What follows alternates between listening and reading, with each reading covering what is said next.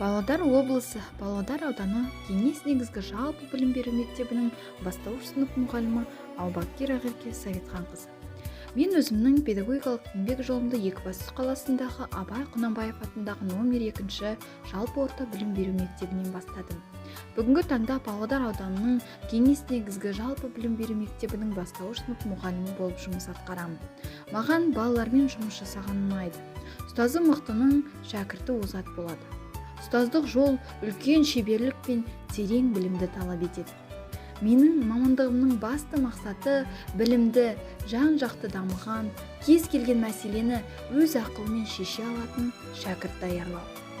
Әр баланың бойындағы қабілеттері мен таланттарын барынша дамытып, болашақтарына деген алғашқы қадамдарын жасату.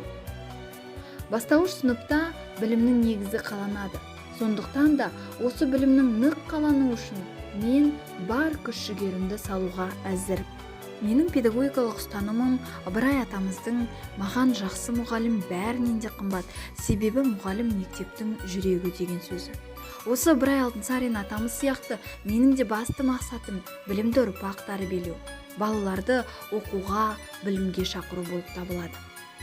Осы орайда мен оқушыларымның жан-жақты дамуы үшін әртүрлі тиімді әдіс-тәсілдерді пайдаланамын. Солардың бірі оқушылардың зейінін дамытуға арналған жаттығулар. Бұл жаттығуларды жиі орындау арқылы оқушылардың танымдық қабілеттері, есте сақтау қабілеттері, орындау жылдамдықтары дамиды. Сонымен қатар сабақтарда рөлдік ойындар әдісін жиі пайдаланамын. Рөлдік ойындарды ойнау арқылы оқушылардың сабаққа қызығушылығы артады. Ойлау қабілеттері дамып, сөйлеу мәнері дұрыс қалыптасады. Қазіргі күні жаһандану дәуірі, көптеген жаңа технологиялардың, ақпараттық құрылғылардың белең алған кезеңі. Сондықтан да мен сабақтарымда әртүрлі инновациялық технологияларды пайдаланамын. Осы арқылы оқушылардың АКТ дағдысы қалыптасады. Мен сіздерді сабақта қолданатын бірнеше бағдарламалармен таныстырғым келеді. Олардың бірі оқушыларды топқа бөлетін класс-туз бағдарламасы. Бұл бағдарламаға сыныптағы барлық оқушылардың аты жөнін жазамыз және неше топқа бөлгілеріңіз келетінін жазасыздар. Бағдарлама оқушыларды қажетті топтарға рандомды түрде өзі бөліп береді.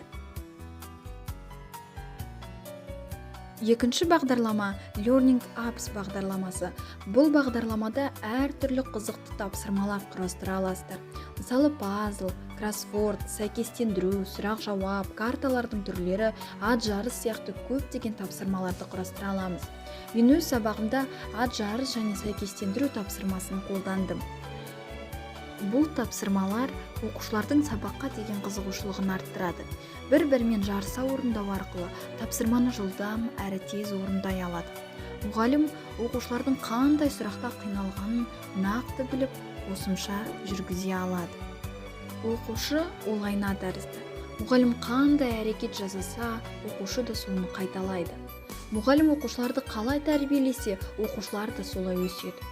Сондықтан да мен оқушылардың білімді, жан-жақты және бәсекеге қабілетті болып өсу үшін барлық күш-жігерімді жұмсауға дайынмын.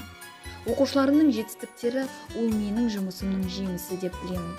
Сонымен қатар мұғалім оқушыларға тек білім ғана бермейді, балалардың бойындағы талант пен дарынды ашатын ең негізгі адамдардың бірі мұғалім. Мен мұғалім ғана емес, мен зерттеушімін. Мен балаларға психологпын. Мен олардың досымын. Мен олардың жанашырымын. Балалардың бойындағы ерекшеліктерін зерттеп, зерделеп, әр баланың көңілін тауып, оның дамуына өз үлесімді қосып келемін. Болашақ білімді жастарды тәрбиелеу ол біздің қолымызда.